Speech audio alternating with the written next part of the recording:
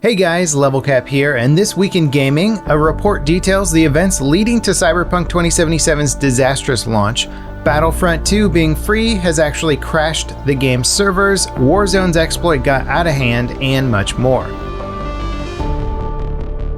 An in-depth report from Bloomberg's Jason Schreier on Cyberpunk 2077's development has revealed a ton of new information about the game's troubled development and launch. According to information from 20 current and former employees at CD Projekt Red, Schreier pieced together the game's production history. It begins with the game going into actual development in 2016. That's 4 years after it was officially announced and only gave the devs 4 years to build their most ambitious game ever. Throughout the process, there were unrealistic expectations from the higher-ups at the company placed on the team, like developing engine tech alongside the game, building a massively complex world, detailed assets, and a whole lot more. According to some at the company, the incredibly impressive E3 2018 presentation showcasing the game was called almost entirely fake. Like most vertical slice demos, it was a highly polished chunk of the game that the devs specifically built for E3 and didn't represent any final art or design. That said, the game itself is actually a massive upgrade from that presentation, so if anything, they did exceed expectations in some regards. Where things went really south was the company culture, crunch, and the pandemic. CD Projekt Red are a Polish company, but their staff is a mix of Polish people and folks from around the world. They have a policy of only speaking English in their offices so no one feels excluded. But not all employees stuck to the rules, leaving many of the non-Polish employees feeling ostracized. On top of that, testers and junior programmers were barely making minimum wage, while CD Projekt Red claimed to give 10% of the company's profits to the developers. As for crunch, the report clarifies that it was in fact voluntary, but only from an official standpoint.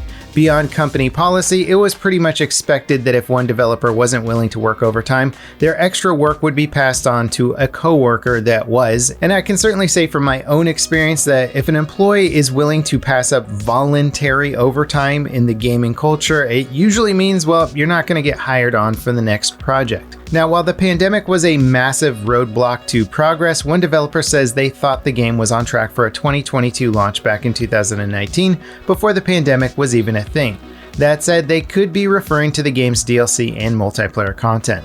Before launch, CD Projekt Red's staff knew the game wasn't ready to launch. CD Projekt Red's executives wanted to double dip on sales by launching the game for the last-gen consoles, but they underestimated the older consoles' lack of processing power and low storage. The company's co-founder put out a statement this week discussing this to a certain extent, but he threw the developers under the bus by saying many of the game's big problems weren't discovered before launch. But according to Schreier, the entire company knew exactly what the state of the game was in before launch and just didn't have enough time to fix it. And while the report is pretty damning of CD Projekt Red's management and their expectations, it honestly sounds like a lot of business as usual for massive game studios. And it's unfortunate that I refer to it as such. The idea that mandatory crunch, unreasonable expectations, underpaid testing staff, rushed development fueled by greed, and throwing employees under the bus when things go sideways comes as no surprise is quite sad. It speaks volumes about the state of AAA game development. And it also does an incredible disservice to the developers who managed to get such incredible games completed despite the odds being stacked against them on all fronts. Star Wars Battlefront 2 is currently free to own on the Epic Games Store. The influx of new players overloaded the game's servers. In response, EA had to increase capacity. Getting more servers up and running took nearly an entire day. During that time, players encountered constant crashes and disconnects. The good news is everything seems to be working fine now. And if you haven't already claimed your copy, well, what are you waiting for? It's a great Star Wars game for free. Unfortunately for Epic, the good news ends with Battlefront 2. Hitman 3 is launching exclusively on the Epic Games Store. One of the game's biggest features is that you can load up all the missions and levels from the first two games, but that requires that you already own the first two games. Hitman 1 is on the Epic Games Store, and it's included for free as a pre-order bonus for Hitman 3. It's also free to claim for 10 days after Hitman 3 launches. Since Hitman 2 isn't on the Epic Games Store, you would need to rebuy it as an Access Pass for Hitman 3. The Access Pass is being sold at an 80% discount, which is still not exactly free. If you own the original game on Steam, you should be able to import your progress at least, but it's unclear how things work beyond that. Basically, if you're expecting to jump into Hitman 3 and get access to everything, well, you'll have to pay a little extra to do that. The infinite stim glitch in Call of Duty Warzone has been an on and off again problem since the game launched. To date, it's been fixed 4 times. It popped up again with the Cold War Season 1 update, and despite just returning to work from vacation, the developers fixed the exploit and rebalanced a few weapons with a big patch a few days after it was discovered. Or at least that's what they claim. There are still reports of players exploiting the glitch after the patch went live. In other Warzone news, it was recently discovered that players could force their way around the game's matchmaking system and join bot lobbies. These are lobbies designed for players just getting into the game. Many of the players in these lobbies are AI bots that are supposed to serve as punching bags. Forcing your way into these servers to get around the game's skill-based matchmaking might make winning easy for you, but it makes the experience incredibly frustrating for new players in those lobbies. This exploit was exposed in part thanks to some third-party tracking apps, and the sites that tie into Warzone's API show you the relative skill level of a given lobby. These trackers have proven invaluable to players looking to understand why their matches are easier or harder and to identify cheaters. In response to this situation, Activision have changed the default privacy setting for all players to hide their API reports to third-party sites. This effectively cripples these tracker sites and also masks the problems underlying the game. They released a statement saying the privacy setting change is temporary and they'll be updating the API to restore functionality to tracker sites that doesn't expose players to potential harassment. It's unclear if Activision will take further steps to remove the bot lobby exploit, however. There are apparently multiple methods of doing it. Hopefully Activision has a solution because it'll only get exploited more as more players find out about it.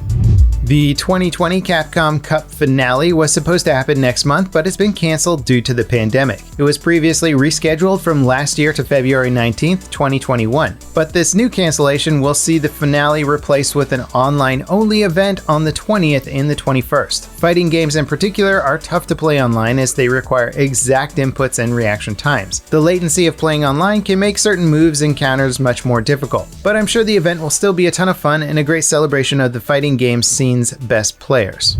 Despite the next-gen consoles technically launching last year, the Nintendo Switch accounted for 87% of the Japanese market in 2020. 6.85 million consoles were sold in Japan last year across Sony, Xbox, and Nintendo. Of all those sales, 5.9 million were the Nintendo Switch. That is a staggering figure, especially considering the PlayStation brand is incredibly popular in Japan.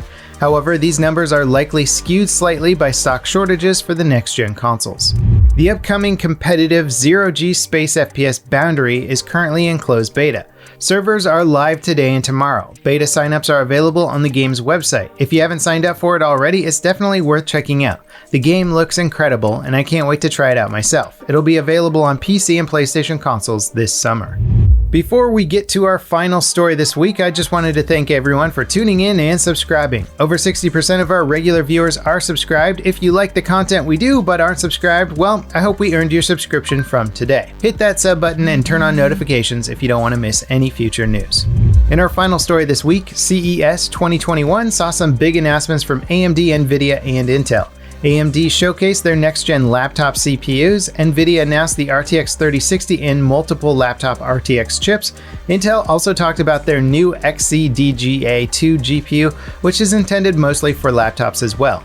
Overall, it was a weird way to kick off the year's first big tech conferences considering we're all stuck at home and laptops aren't that useful to most people. And that wraps it up for this week in gaming. Thank you guys so much for watching. Let me know what story you thought was the most interesting in the comments down below, and I'll see you next time. This is LevelCap signing off.